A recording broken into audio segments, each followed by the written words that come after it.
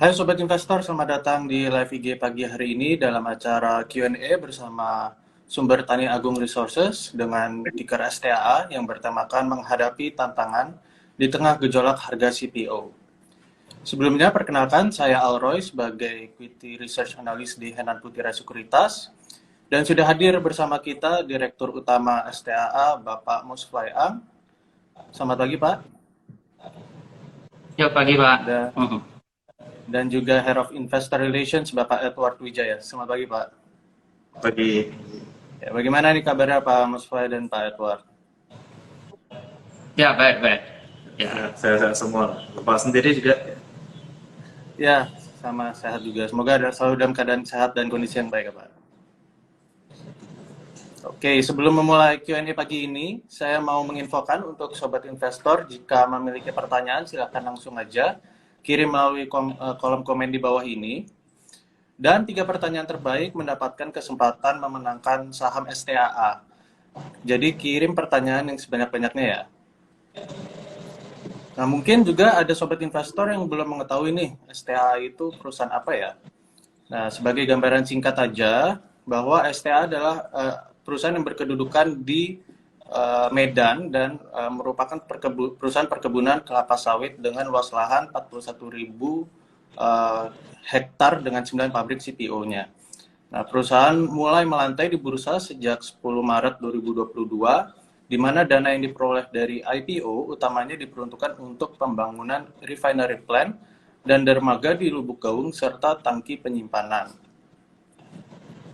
Nah, mungkin mengenai ini Pak, kita mulai aja pertanyaan pertama.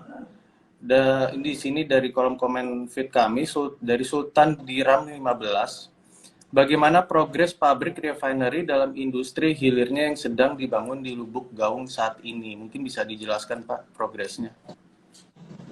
Terima kasih, Pak. Terima kasih dan selamat pagi buat rekan-rekan investor semua.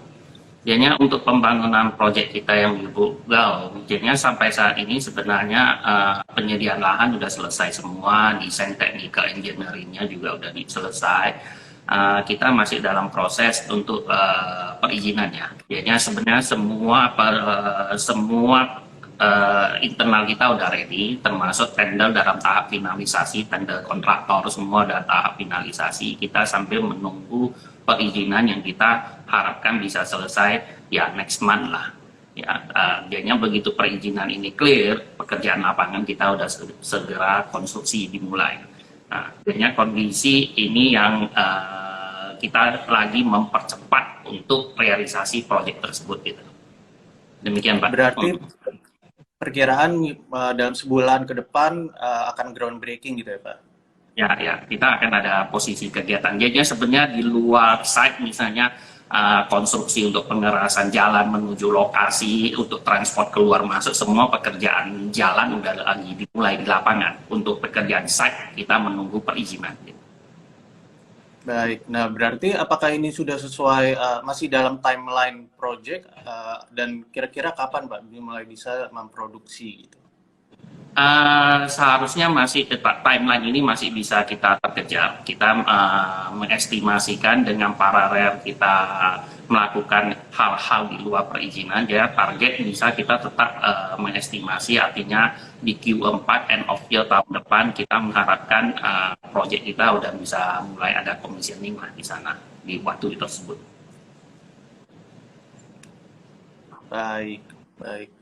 Kemudian ini juga ada pertanyaan Pak dari Forkus mengenai harga pupuk nih yang naik. Bagaimana SK mengatasi harga pupuk yang tinggi dan apakah ada dampak ke kinerja produksinya? Ya, ini saya jawab yang bagian ini. Kita semua tahu bahwa harga pupuk setahun ini ada meningkat lumayan cukup tinggi lah ya. Tapi kebijakan SDA kita tetap tidak mengurangi dosis pemupukan. Kami fokus dalam penerapan sistemnya sendiri melalui sistem 5T, yaitu tepat waktu, tepat jenis, tepat cara, tepat dosis, dan juga tepat. Semoga dengan kebijakan ini produksi TBS SDA untuk masa jangka panjang akan terjaga dan terus meningkat. Untuk antisipasi harga pupuk ini, kita juga sudah mulai menggunakan pupuk alternatif dari limbah-limbah seperti limbah cair PKS dan juga dari janjangan kosong dari TBS kami. Baik. Kemudian pertanyaan selanjutnya dari Robi Mandala. Apa saja katalis positif untuk industri CPO Indonesia ke depannya, Pak? Uh, Terkait hari ini ya, kalau kita berpikir katalis positif, sebenarnya CPO ini selain kita bilang fokus utama di CPO ini kan menyangkut sektor pangan dan sektor energi, kita tahu. Jadinya dari sisi sektor pangan, kita tahu itu berkaitan dengan pertumbuhan populasi manusia ya, dengan pertambahan jumlah penduduk. Jadinya pertambahan jumlah penduduk ini gak akan mungkin bisa terbendung ya. Jadinya itu akan terjadi pertambahan yang signifikan terus dari tahun ke tahun. Dan kita juga tahu bahwasanya dengan keterbatasan lahan, berarti akan ada terjadi antara supply dan demand ini akan terjadi lag ya. Jadinya kita melihat dari sisi sebagai food, bahwasanya ini akan memberikan dampak positif, bahwasanya sebenarnya CPO ini untuk jangka panjang kita bicara bahwasanya itu akan punya prospek yang cukup bagus lah, yang bagus. Sedangkan kita kalau melihat dari sisi energi, kita tahu ada kebijakan pemerintah dalam menerapkan kebijakan B30 dan ada plan untuk menuju ke B35 atau B40 untuk biodiesel ya, untuk energi. Jadinya dengan kondisi kebijakan pemerintah yang ke depan seperti ini, dengan sendirinya juga akan memberikan pertumbuhan ataupun pertambahan demand yang bagus. Jadinya dengan kita tahu bahwasanya selama ini pertambahan luas perkebunan, ada kebijakan pemerintah dalam moratorium, dan kita semua perusahaan perkebunan dan kita ke depan berarah ke bahwasanya ke kelapa sawit yang berkelanjutan, dengan sendirinya pertambahan produksi yang signifikan dengan sistem ekstensifikasi itu hampir lagi gak akan mendapatkan pertumbuhan lagi gitu. Semua akan fokus ke intensifikasi.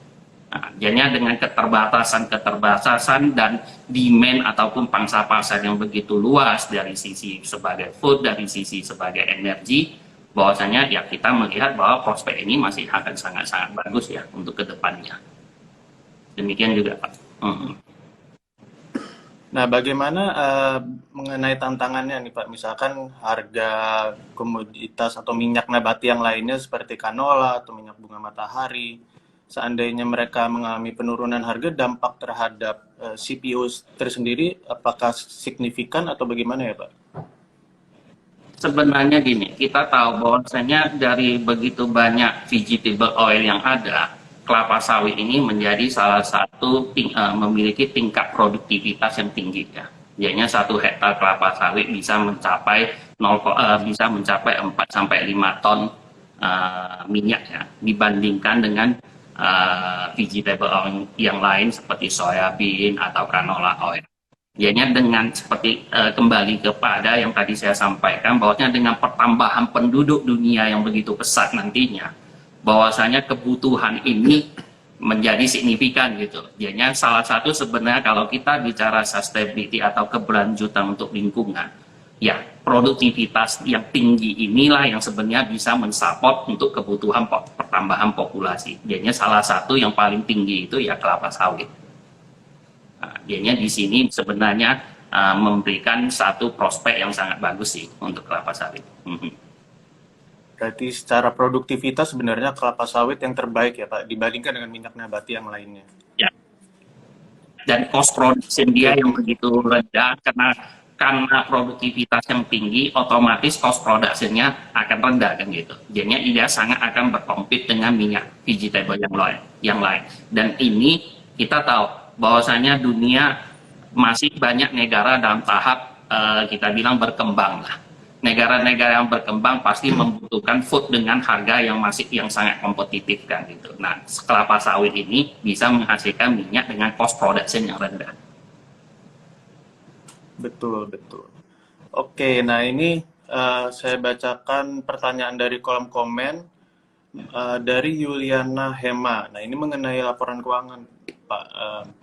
STA pernah punya target laba 1 triliun rupiah, namun di semester 1 labanya udah tembus 50% dari target di 632,25 miliar rupiah. Nah, ada rencana untuk revisi target atau tetap dengan target 1 triliunnya nih, Pak? Dan mungkin kenapa? Ya, untuk target mungkin pas kemarin kita bilang 1 triliun itu lebih konservatif, di mana harga saat itu CPO juga lagi di posisi yang cukup rendah tahun ini ya. Tapi untuk sekarang ini harganya sudah mulai balik naik dan sudah mulai stabil, maka target kita tetap itu kita berharap bisa naik dari tahun lalu. Tahun lalu kita capai 1 triliun 100 lebih ya. Kita berharap dengan posisi sekarang tahun ini kita bisa mencapai lebih dari hasil tahun lalu.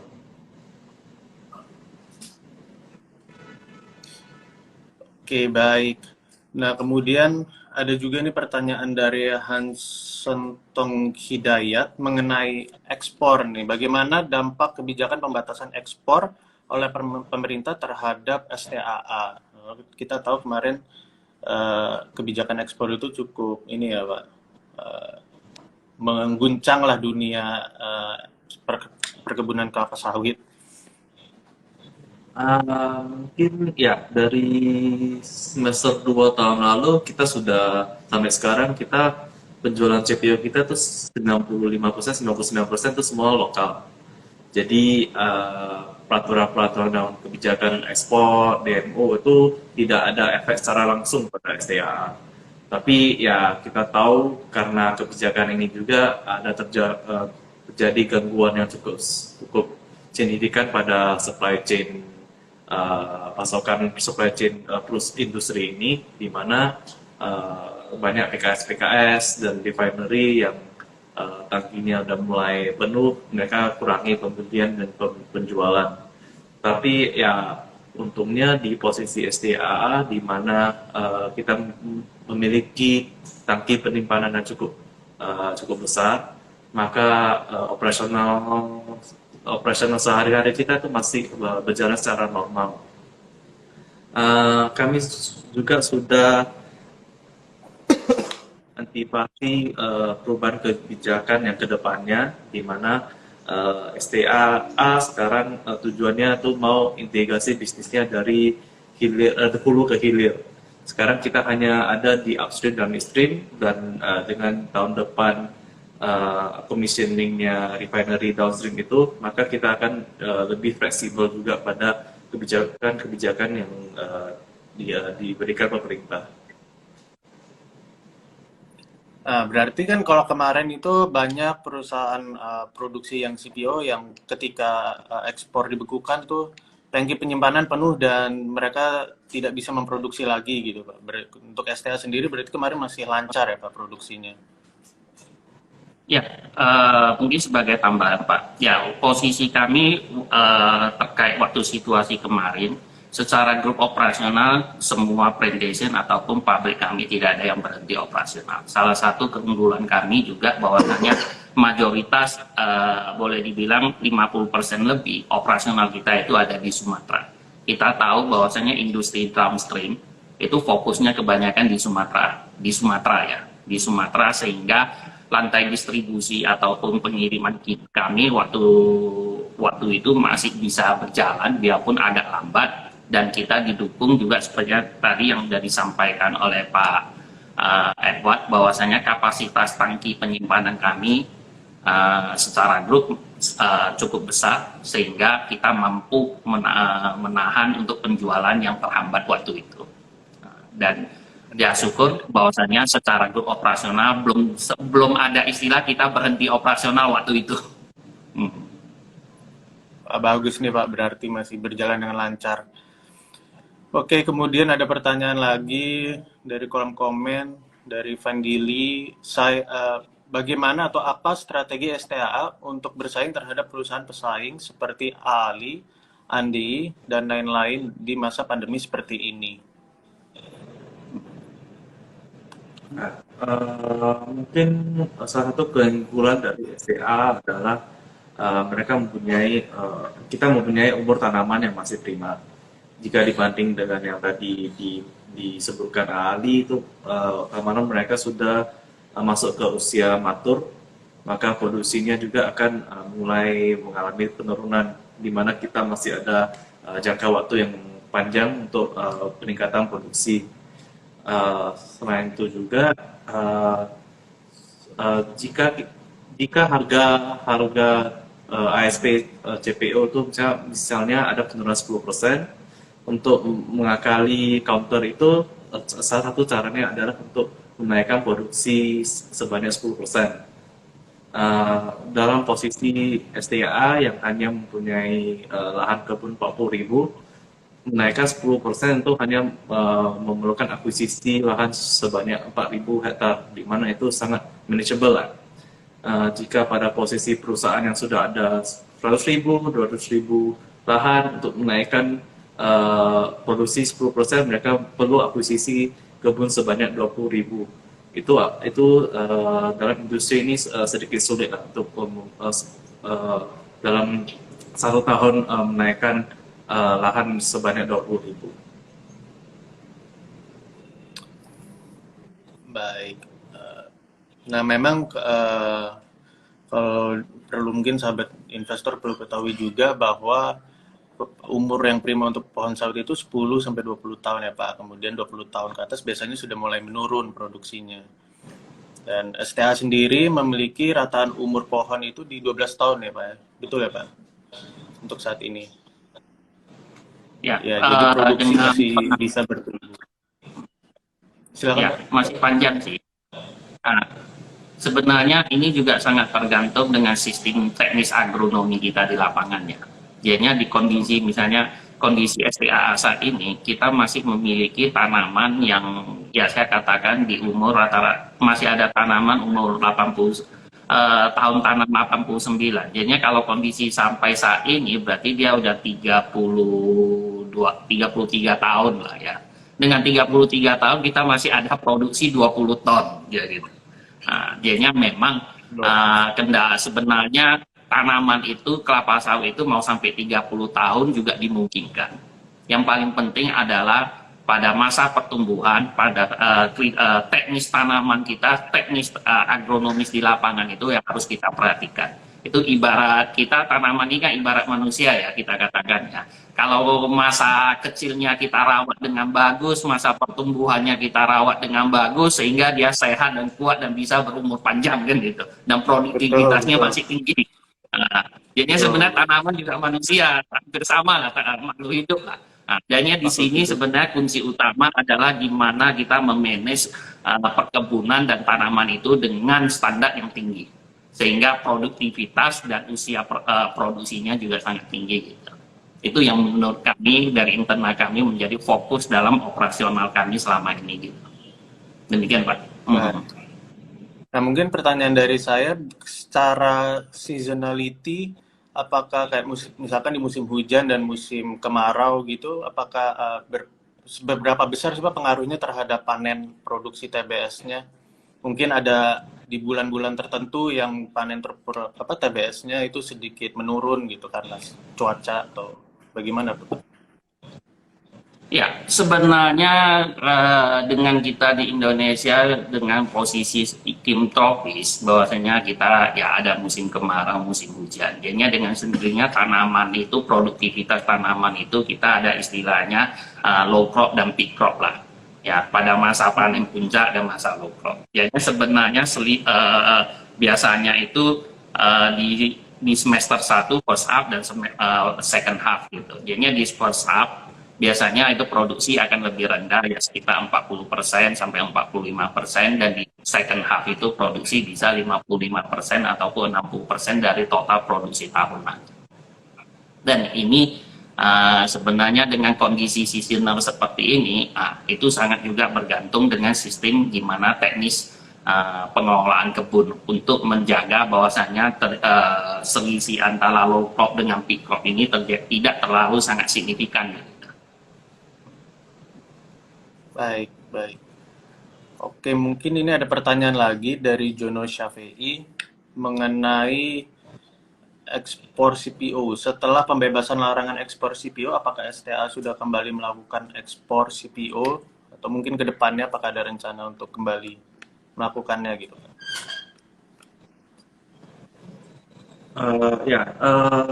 Setelah pembebasan ekspor itu, kami memang ada melakukan dalam volume yang sangat kecil lah, melakukan ekspor CPO ke India kemarin. Ya. Ke India kemarin, kalau nggak salah kira-kira ada 4.000 sampai 5.000 ton itu kita melakukan percobaan. Tapi ya ke depannya pilihan kita untuk ekspor sama impor itu pasti balik lagi ke margin. Jika margin dalam domestik itu cukup baik dan sangat kompetitif, kita akan memilih menjual domestik. Jika di ekspor itu marginnya jauh lebih tinggi, baru kita akan melakukan penjualan melalui ekspor. Mungkin bisa saya Oke, berarti tambahkan juga bahwasanya dengan adanya kebijakan pemerintah menerapkan DMO itu menjadi satu juga dari sisi hambatan ya untuk ekspor ya. Jadinya ada kewajiban untuk ke pasar domestik dulu untuk mendapat persetujuan ekspor. Jadinya untuk pasar domestik ini yang artinya ke minyak goreng curahnya. Jadi untuk kondisi ini kita banyak bekerja sama dengan refinery dalam hal ini pabrikan-pabrikan mikro yang berfokus di domestik gitu. Jadi kita akan STAA bekerja sama dengan mensuplai DMO CPO untuk pabrikan kebutuhan pangsa pasar domestik sehingga kita bisa mendapatkan persetujuan ekspor gitu. Jadinya ini memiliki ada satu tahapan yang harus kita lalui sehingga optimalisasi untuk ekspor masih belum bisa sesuai dengan target yang kita inginkan. Dan kita juga melihat bahwasanya kebijakan-kebijakan pemerintah seperti tadi disampaikan terkadang ada perubahan sehingga kita sangat memperhatikan bahwasanya margin mana yang akan memberikan kontribusi yang lebih bagus dari pangsa pasar ekspor atau pangsa pasar lokal. Demikian Pak. Berarti masih fleksibel ya Pak, melihat margin yang terbesar ada di mana dan itu yang akan menjadi acuan STAA ya.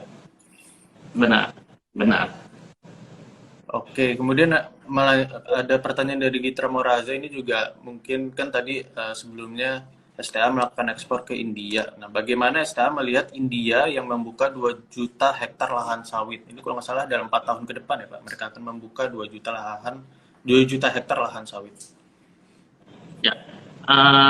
Oke, kita tahu bahwa negara India merupakan salah satu importer terbesar ya minyak sawit, minyak dunia, minyak sawit dunia. Dan India hampir mengimpor untuk kebutuhan minyak sawitnya dari CPO itu 50% lebih lah ya, kita mengatakan 50% lebih. Dan kita tahu bahwasanya India ini terletak di iklim tropis dengan subtropis. Dia ada 2 iklim, yaitu wilayah selatan India itu iklim tropis, wilayah utaranya iklim subtropis. Dan kita tahu bahwasannya India itu kalau saya agak salah dia terletak di lintang 8 derajat sampai 37 derajat lintang utara. Sedangkan kita tahu tanaman kelapa sawit ini dia hanya tumbuh di antara 0 sampai 12 derajat lintang utara dan lintang selatan. Jadinya di porsi Khatulistiwa lah di wilayah tropis. Jadinya dengan demikian kondisi wilayah India yang memungkinkan untuk tanaman kelapa sawit itu ada di derajat 8 derajat yang paling rendah sampai 12 derajat dan itu hanya ada di 2 provinsi di India, yaitu di provinsi Kerala kalau saya tidak salah dengan provinsi Tamil Nadu.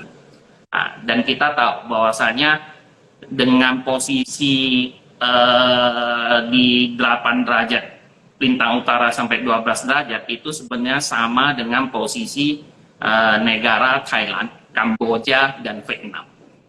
Dan kita tahu di Thailand, Vietnam, dan Kamboja, baik pun India saat ini banyak juga ada tanaman kelapa sawit. Tapi produktivitas mereka tidak sebagus dengan lokasi yang ada di 0 derajat sampai 5 derajat lintang utara atau lintang selatan, yaitu seperti posisi kita Indonesia. Artinya produktivitas sawit itu nggak akan bisa optimal kalau terlalu ke wilayah utara. Tumbuh-tumbuh kita tahu bahwa tanaman tetap hijau, tapi produktivitasnya nggak dapat, nggak sesuai target. Jadinya kalau saya agak salah, di India saat ini ada kebun kelapa sawit lebih kurang seluas dari data-data yang pernah kita ketahui, India ada tanaman kelapa sawit sekitar 350.000 hektar ya saat ini, 350.000 hektar, tapi hanya mampu memproduksi lebih kurang 300.000 ton per hektar. 300.000 ton produksinya. Jadinya dengan kebutuhan India atas minyak sayur yang mencapai 14 juta ton setahun, bahwasanya produksi yang bisa dia dapat dari negara sendiri itu masih persentase yang sangat kecil ya. Jadinya kebutuhan besarnya tetap akan melakukan impor. Dan kita tahu bahwasanya India ke depan itu menjadi negara dengan populasi manusia yang terbanyak melewati China nantinya kan gitu. China. Jadinya kebutuhan ini tetap nggak akan mampu dipenuhi oleh India sendiri karena kondisi letak geografisnya sendiri dan produktivitas yang mengakibatkan produktivitas kelapa sawit tidak akan optimal. Nah, itu mungkin yang bisa saya kasih gambaran bahwasanya kalau kita melihat biarpun India akan membuka 1 juta atau 2 juta, tetap kebutuhan impor itu akan tinggi dan nggak mampu dipenuhi dari internal mereka sendiri. Demikian Pak. Dengan begitu berarti tingkat ekstraksi mereka cukup rendah ya Pak dibandingkan dengan Indonesia yang berada di iklim tropis 0 derajat gitu. Ya, ya, posisi kita itu Indonesia, Malaysia itu memiliki keunggulan karena kita di posisi tropis dan benar-benar tropis dengan mendekati khatulistiwa yang tingkat curah hujannya juga tinggi kan gitu. Karena kita tahu kelapa sawit membutuhkan air yang banyak ya. Jadinya tingkat curah hujan yang tinggi itu yang memberikan satu keunggulan bagi kita. Iya. Oke, kita lanjut Pak ke pertanyaan selanjutnya. Ini dari kolom komen, ada dari Andin Mai. Mengenai sustainability, apakah STA sudah memiliki sertifikasi ISPO dan RSPO? Oke, saat ini seluruh perkebunan kita sebagian sudah selesai dalam proses ISPO. Jadinya masih ada 1-2 beberapa perkebunan masih dalam proses untuk mendapatkan sertifikat ISPO. Sampai saat ini secara grup kita masih fokus di ISPO, dan setelah selesai ISPO prosesnya semua bahwa kita menuju next step yaitu ke RSPO. Jadinya mungkin kita akan mempersiapkan masuk ke mana plantation perkebunan kita yang sudah selesai ISPO, itu akan kita fokus untuk bergerak ke RSPO untuk mendukung pengembangan industri downstream yang akan kita selesai mungkin di akhir tahun 2023 untuk mensupport ke production 2024. Ini yang akan kami dalam proses dari tim sustainability kita, departemen kita untuk mulai fokus di mana secara operasional keseluruhan grup kita bisa mendapatkan ISPO 100% dan menjadi member dari RSPO. Walaupun kita ketahui bersama bahwa dalam operasional perusahaan, biarpun kita bukan member RSPO saat ini, kita menerapkan kebijakan-kebijakan dan kaidah-kaidah dalam penerapan kebijakan dari RSPO di dalam operasional kami secara keseluruhan. Berarti ketika sudah saatnya nanti untuk mengambil RSPO, sebenarnya STA sudah siap ya Pak, karena sudah melakukan praktek-praktek RSPO dari sekarang ini. Ya benar. Oke, ini ada pertanyaan dari Yuliana Hema. Ini sepertinya tadi sudah bertanya, tapi bertanya lagi cukup bagus. Berapa capex yang dianggarkan STA sepanjang 2022? Di semester pertama 2022 sudah terserap berapa banyak? Dan kemudian kebanyakan dipakai untuk apa saja? Silakan Pak.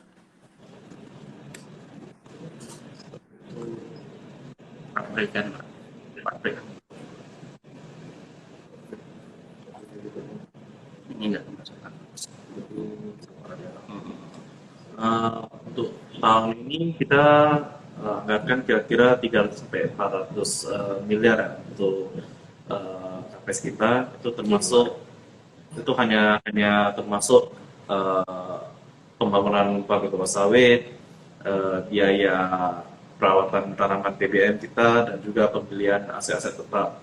Di luar itu kita juga sudah anggarkan kira-kira 300 miliar untuk akuisisi kebun. Nah, selain itu juga masih ada sekitar 400 miliar dari dana IPO yang akan digunakan untuk pengembangan downstream refinery kita yang di Topogam. Oke, tadi mungkin Bapak sebutkan untuk akuisisi kebun ini sama dengan pertanyaan HMLNF. Eh, berapa luas lahan sawit yang akan diakuisisi oleh STAA ke depannya? Sebenarnya gini, di STAA kita menargetkan pertumbuhan kita dalam 2-3 tahun ke depan ini akan ada penambahan 10.000 hektar lagi. Ya, jadinya dan ini progres akan dilakukan secara bertahap.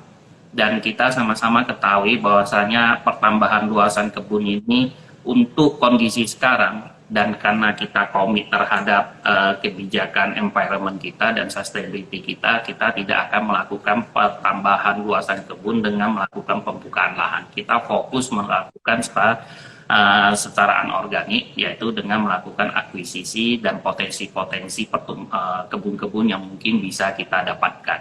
Dan kita tahu bahwasanya biarpun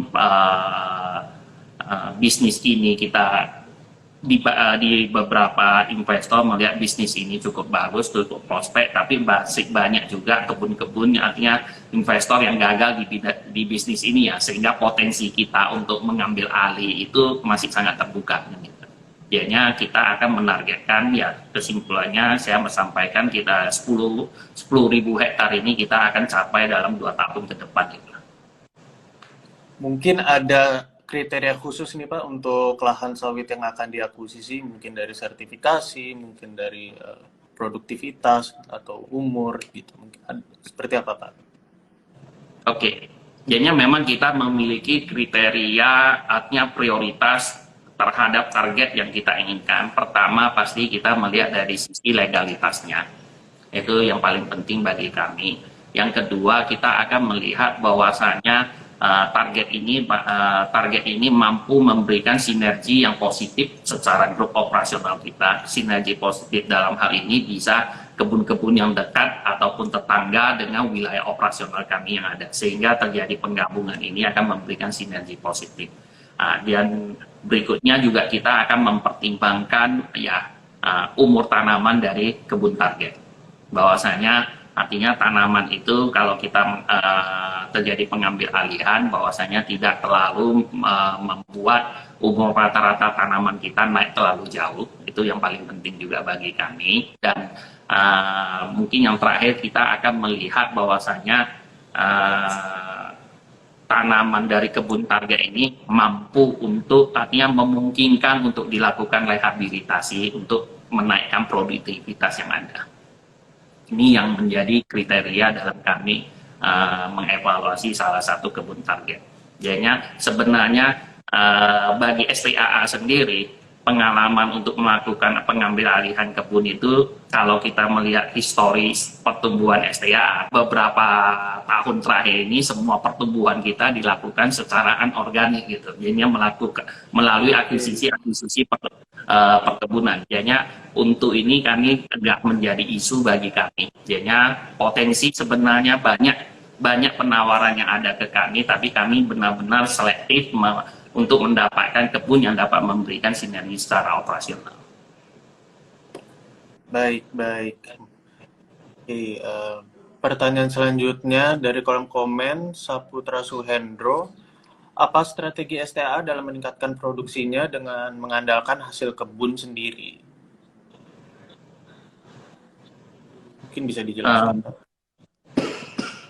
Bisa diulangi gitu Pak? Oke. Apa strategi STAA dalam meningkatkan produksinya dengan mengandalkan hasil kebun sendiri? Oke, sebenarnya kalau kita lihat dari bisnis kelapa sawit ini, kalau kita lihat dari sisi marketing, kita tahu bahwasanya harga ini adalah komoditas yang nggak mungkin kita ngontrol harga pasarnya. Jadinya sebenarnya kalau kita melihat produksi kebun kita sendiri, sebenarnya ya kita akan fokus di dalam efisiensi, di dalam operasional kita dan meningkatkan produktivitas kita yang ada. Jadinya dengan kondisi kita melihat bahwasanya zaman juga udah berubah, bahwasanya gimana kita harus menerapkan mekanisasi di dalam operasional dan teknologi di dalam operasional lapangan secara keseluruhan. Dengan hal ini bahwasanya yang pasti produktivitas produksi dan efisiensi itu akan tercapai di dalam operasional perkebunan kita. Oke, nah tadi Bapak mungkin sempat sebut mengenai harga yang tidak bisa diprediksi ya. Ini saya menjadi ada pertanyaan juga nih Pak, kan kalau harga CPO ini selama semester 1 itu kan cukup tinggi dan kemudian di bulan Juli sempat turun lagi nih Pak. Kalau pakai ringgit itu sampai 3.500 per ton ya kalau nggak salah. Nah, ini mungkin ada strategi khusus dari STA dalam menghadapi harga ASP CPO yang kemungkinan besar di semester 2 ini akan lebih rendah dari semester 1. Kalau kita lihat sebenarnya gini, kenaikan di semester 1 itu dipicu dari perang Rusia Ukraina ya. Jadinya itu membuat keterbatasan minyak sunflower ya di pasar internasional ya, minyak dari Ukraina itu di pasar internasional, sehingga kebutuhan atas minyak sawit menjadi naik dan memicu kenaikan harga secara keseluruhan bukan hanya di CPO.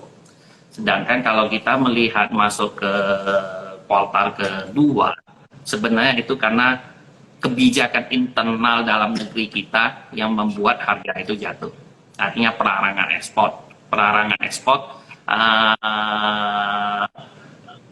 ekspor yang dilakukan pemerintah mengakibatkan harga domestik itu jatuh, tapi waktu itu bersamaan dengan kenaikan harga internasionalnya naik. Nah, dan terakhir ini bulan-bulan lalu kan harga internasional bergerak turun cukup tinggi ya, seperti yang tadi Bapak sampaikan. Sebenarnya itu faktor psikologis karena pemerintah udah mulai membuka tren ekspor kembali. Inilah yang kita katakan hukum ekonomi, demand dan supply akan membentuk harga keseimbangan yang baru. Karena supply akan besar-besaran ke internasional, pasti demand semua akan saling menunggu kan gitu, harga akan menuju keseimbangan yang baru kan gitu. Jadinya naik tinggi dan turun dalam dan akan bergerak ke keseimbangan baru. Jadinya kondisi setelah bulan 7 kemarin kan harga mulai bergerak kembali ke posisi yang kita lihat ya lebih stabil lah. Akhir-akhir ini harga menuju ke harga kestabilan dan sebenarnya ini akan pelan-pelan mencapai titik keseimbangan baru antara supply dan demand. Karena kita tahu bahwa dengan kebijakan DMO ini ekspor belum berjalan dengan normal ya 100% ya.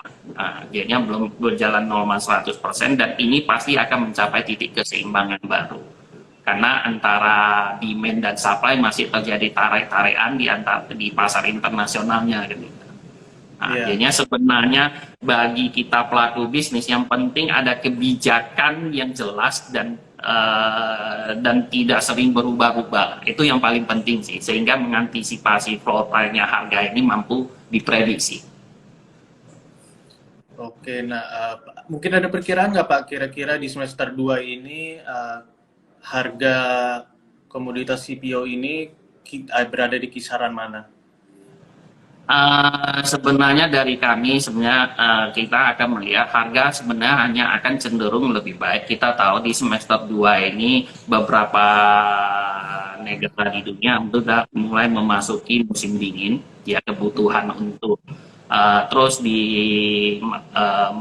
juga untuk kebutuhan Natal dan dan India juga akan kebutuhan importnya juga mulai naik kembali kan gitu. Jadinya sebenarnya harga akan cenderung menurut kita ya stabil, minimal stabil atau bergerak ke harga yang lebih tinggi gitu.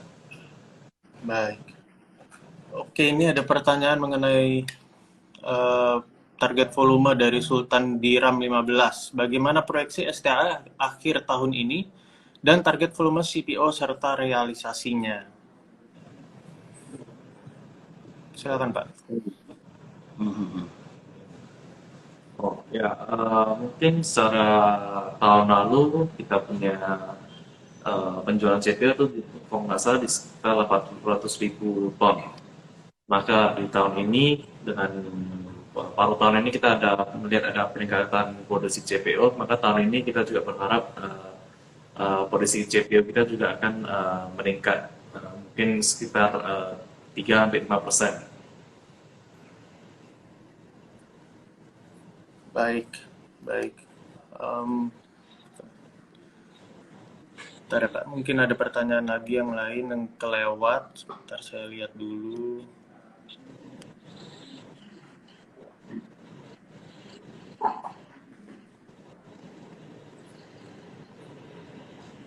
Oke.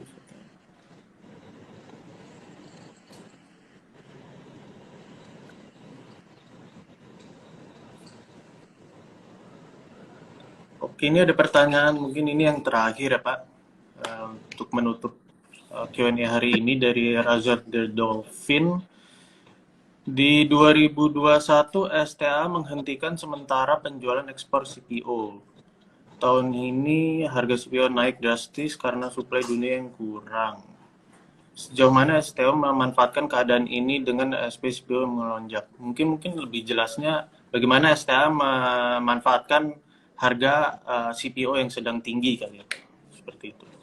Ya, sebenarnya ini seperti kita bilang terjadi destruktif ya di rantai pasok untuk ekspor ya, karena kebijakan pelarangan pelarangan ekspor yang dilakukan pemerintah dan kebijakan di bulan-bulan April yang masih berubah terus waktu itu. Jadinya memang kita melihat kondisi waktu itu ya, kita juga nggak melakukan ekspor. Kita secara grup kita nggak ekspor, dan memang akhir ini kita udah mulai kembali menjajaki untuk pangsa pasar ekspor. Dan untuk itu memang ada sedikit, kita tahu semua industri ini untuk ekspor memang ada kendala, bahwasanya karena kebijakan domestic market obligation itu, bahwasanya kita harus, kondisi sekarang kan setiap ekspor kita hanya akan 1:9 ya, yang terakhir ini ya. Jadinya 1 ton kita jual ke pangsa pasar lokal untuk DMO-nya, dan kita bisa mengambil porsi ekspor 9 ton gitu, 1:9. Nah, pelaksanaan DMO inilah yang kita harus memperhatikan, bahwasanya DMO ini kebanyakan akan ke minyak goreng curah.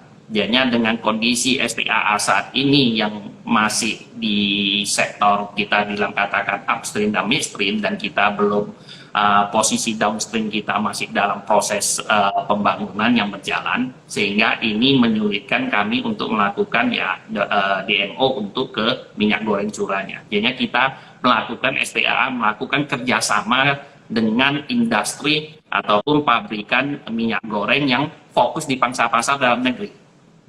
Ya, mereka banyak juga pabrikan-pabrikan yang sebenarnya bukan industri yang terintegrasi ya, yang memiliki perkebunan, mereka hanya fokus di pabrikan minyak goreng, sehingga mereka membutuhkan dukungan dari CPO DMO untuk industri mereka. Nah, STAA dalam hal ini untuk mendapatkan peluang ekspor ini, kita bekerja sama dengan mereka untuk menyalurkan DMO CPO kita, dan kita mendapatkan persetujuan untuk melakukan ekspor. Nah, ini salah satu yang bisa kita lakukan untuk mendapatkan potensi harga yang masih agak lebih tinggi di pasar di ekspor untuk saat ini, karena banyaknya persediaan dalam negeri ya, stok dalam negeri ini masih cukup tinggi ya. Yeah. Baik, baik. Mungkin terakhir dari saya, ada pesan atau harapan untuk industri sawit Indonesia maupun global, Pak?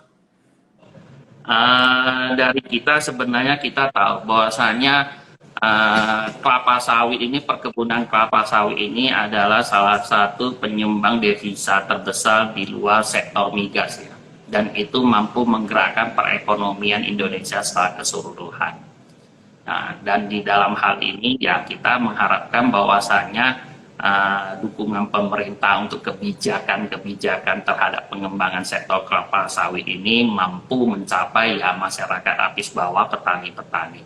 Dan kita juga tahu bahwasanya isu-isu environment cukup tinggi di sektor ini, dan kita mengharapkan juga bahwasanya, dan kami juga yakin STA mampu menghadapi tantangan ini dan mengikuti kebijakan-kebijakan environment itu.